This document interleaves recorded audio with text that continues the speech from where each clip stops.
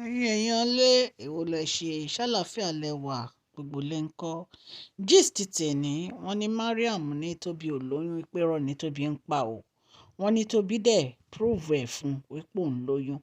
Wọ́n ní in fact wọ́n ní Tobi lòun ò ní kó nu palace o, palace lòun fẹ́ bímọ sí. Ẹ̀yin èèyàn lé ẹ jẹ́ ká jọ gbọ́ gist tèmi. Tó bá jẹ́ ìgbà àkọ́kọ́ tẹ̀ ń darapọ̀ mọ́ channel mi, èmi Máṣọlá, mo dúpẹ́ lọ́wọ́ yín. Ẹ káàbọ̀ sí orí Mashola Gist TV. Happy Monday to you o. Ṣé dáadáa ni mo bá yín o? Ṣé àlàáfíà ni gbogbo ilé wa? Ẹ ṣé ẹ kú àdúró tì mí lórí Mashola Gist TV. Ọlọ́run Elédùmarè á ràn yín lọ́wọ́ o. Gist tèmi òun lẹ ti gbọ́ ta ti sọ fún yín ní ìyẹn.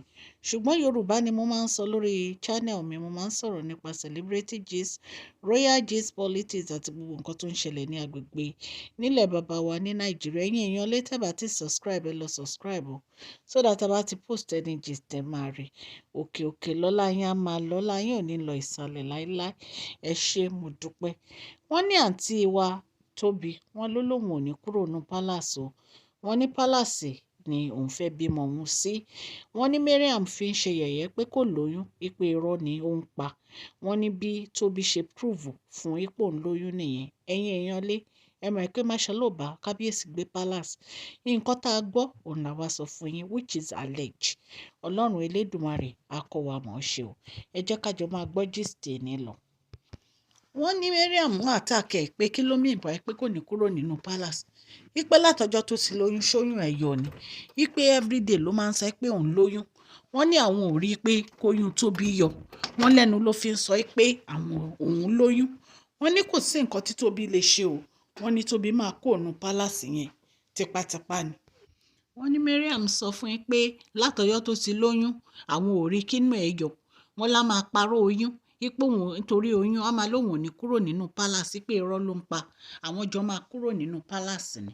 Wípé kó má wá fi oyún kó wá máa fi parọ́ fáwọn.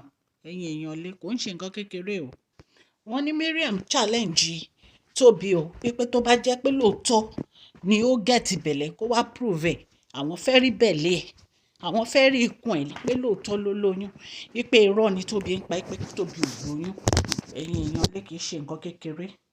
Wọ́n ní Tobi ń sọ fún Mariam pé kí ló kàn níbẹ̀ tí òun bá gẹ̀tì bẹ̀lẹ̀. Kí ni tiẹ̀ láti máa sẹ́ pé òun ò gẹ̀tì bẹ̀lẹ̀. Wípé tóun ò bá gẹ̀tì bẹ̀lẹ̀ kí ni tiẹ̀. Wípé tóun bá gẹ̀tì bẹ̀lẹ̀ problem kábíyèsí nìyẹn. Tóun ò bá dẹ̀ gẹ̀tì bẹ̀lẹ̀ problem kábíyèsí nìyẹn pé kó má bá òun sọ̀rọ̀ mọ́ kó fi òun sílẹ̀. Kó ṣọ́ igbá ẹ̀. Nǹkan tó bá wù òun lòun lè ṣe òun lòun mọ̀ bóyá òun lóyún àbó òun ò lóyún. Wọ́n ní Tobi sọ pé òun ò ní lọ ibì kankan o. Wípé ó dìgbà tóun bá bímọ òun tán tóun tó jáde nínú palace. Wípé òun ò ní kí Queen Naomi má wá sínú palace o. Wípé ṣùgbọ́n inú palace yẹn òun ò níbi tóun lọ torí inú palace yẹn ló máa bímọ sí.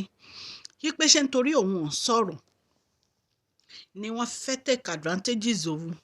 Wọ́n ní Dr. Elizabeth ní pé ọ̀rọ̀ ranu wo ló ń sọ. Wípé ó sọ pé olóyún nítorí olóyún ló fẹ́ kó nu palace. Pé ṣé kò lè lọ bímọ sí ilé tí kábíyèsí rà fún ni àbí kò tira lé ni. Wọ́n ní bó ṣe bẹ̀rẹ̀ wàhálà nìyẹn o. Wọ́n ní Tobi ní òun ò ní jáde o àfi tóun bá bímọ sínú palace. Wọ́n ní nǹkan tí Dr. Elizabeth fi dá lóhùn ni pé ó ń sọ fún Dr. Elizabeth pé òun tó ń lóyún. Wọ́n ní kò ń jáde kò ń lọ bímọ síta. Ẹni tí ò lóyún wọ́n fẹ́ fi sílẹ̀ nínú palace. Wọ́n ní nǹkan tí Dr. Elizabeth fi dá lóhùn yẹn nítorí ó ń fi ọ̀rọ̀ ògùn Dr. Elizabeth lára. Wọ́n ní àwọn olórí ní kí ló dé tí wọ́n máa fi Dr. Elizabeth nìkan sínú palace. Wípé ṣé Dr. Elizabeth wọ́n dáa ju gbogbo àwọn lọ ni. Wípé so tí kábíyèsí bá fẹ́ kí àwọn jáde gbogbo àwọn làwọn jọ máa jáde fún Queen Naomi. Wípé Dr. Elizabeth ní kò lè dúró sínú palace. Ẹ̀dẹ̀ mọ̀ pé nǹkan tí Tobi náà ń sọ ni pé tí Dr. Elizabeth bá ti dúró sínú palace òun náà ò ní jáde kúrò nínú palace. So bá a ṣe gbọ́ wọ́n ní Dr. Elizabeth àti Tobi wọ́n náà ti wọ ìjà o. Wọ́n ní Dr. Elizabeth ní tó bá ní problem kó focus sórí problem ẹ̀ kó má dá tàwọn sí pé torí àwọn ò kí ń kọjá ìyà àwọn ò dẹ̀ báyàn kankan jà. Àwọn ò wá sí palace nítorí ọ̀rọ̀ orogún.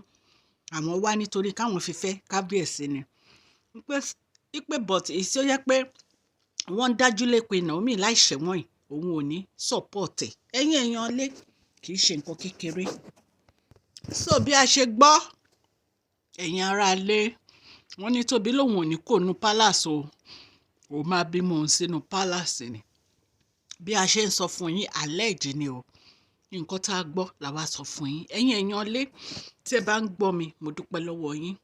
Òkè òkè lọ́lá yín á máa lọ ní agbára Ọlọ́run. Ọlá yín ò ní lọ ìsàlẹ̀. Ẹ ṣé mo dúpẹ́. Please share this video, like and subscribe. God bless you all.